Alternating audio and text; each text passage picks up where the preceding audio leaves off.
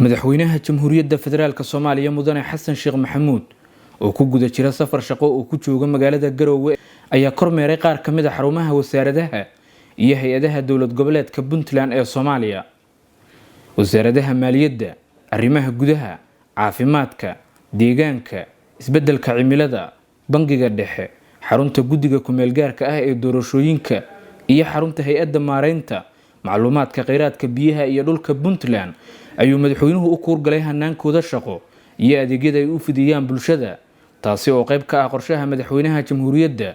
ee xoojinta wada shaqeynta hay'adaha heer dowlad federaal iyo heer dowlad goboleed, ogaalka duruufaha ku xeeran deegaanada dalka iyo xoojinta midnimada iyo waxwada lahaanshaha shacabka Soomaaliyeed.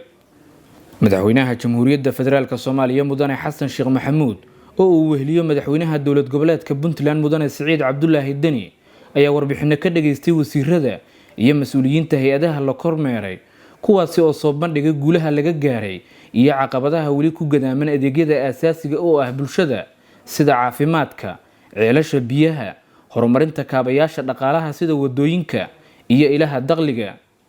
madaxweyne Xasan Sheekh Maxamuud oo dhageystay warbixin ku saabsan xaaladda abaaraha Puntland ayaa adkeeyay muhiimadda ay leedahay in wadajir loogu istaago samata bixinta dadkeena ku dhibaataysan deegaanada abaaraha. shacabka iyo mas'uuliyiinta dowlad goboleedka Puntland oo dhawaan uu 24 jirsaday hanaankooda dawliga ahi waxa ay dadaal xoogan ugu jiraan sidii jawaab dhaba looga bixi lahaa caqabadaha kala jaadka ah ee ay wajahayaan bulshada ku nool deegaanada Puntland. Shucayb Maxamed Cali, warbaahinta qaranka Soomaaliyeed, Garowe.